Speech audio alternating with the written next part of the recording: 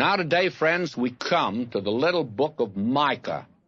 Back in the Old Testament, one of the minor prophets. It contains 7 chapters. It's a little bit longer than the last couple that we've looked at. And it's a very important little book. I think maybe I'm repeating myself. I've said that about every book that we've come to in the Bible. And each one of them serves a very definite purpose. And we need to keep that in mind. I would like to just say a word concerning this man, Micah. And I think very important that we know something about him as well as his message. His name means, who is like Jehovah? And the word has the same derivation as Michael, the archangel. And that means, who is like God? And there are many Micahs in the Scripture. But this one here is identified here in the very first verse as a Morasthite, the word of the Lord that came to Micah, the Morasthite, in the days of Jotham, Ahaz, and Hezekiah, kings of Judah, which he saw concerning Samaria and Jerusalem. Now, that gives us a great deal of information. The place that he came from is Moresheth Gath, and it's a place that is about 20 miles southwest of Jerusalem near Lachish. And he is not to be confused with any other Micah of Scripture. We need to keep that before us also. Now, we are told here that he prophesied during the reign of Jotham, Ahaz, and Hezekiah, and they're kings of Judah.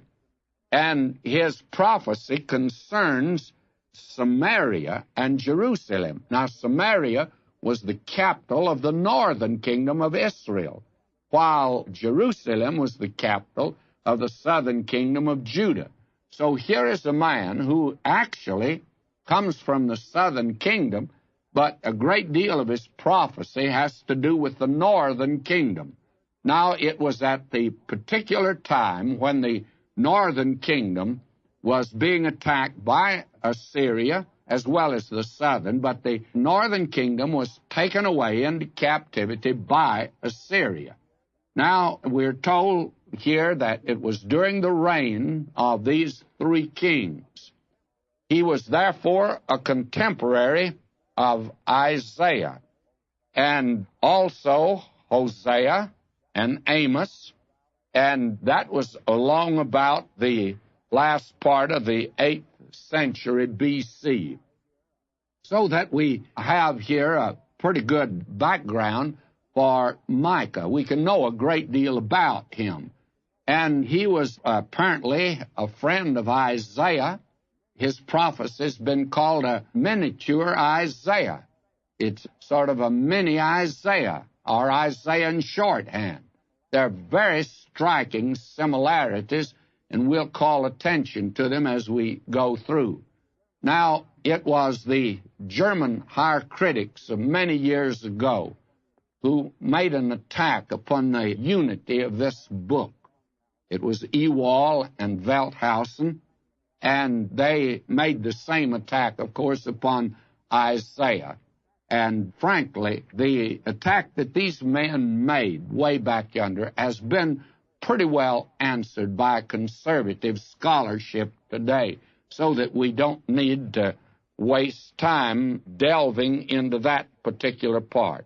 And the very interesting thing is that Micah is actually quoted by Jeremiah. Many of you will recall that when we were in Jeremiah, that I called particular attention to that because it was unusual and it reveals the importance of Micah in that day. And over in the 26th chapter of Jeremiah, in verse 18, I'd like to read that again. It says, Micah, the Morasthite, prophesied in the days of Hezekiah, king of Judah, and spoke to all the people of Judah, saying, Thus saith the Lord of hosts, Zion shall be plowed like a field, and Jerusalem shall become heaps, and the mountain of the house as the high places of a forest.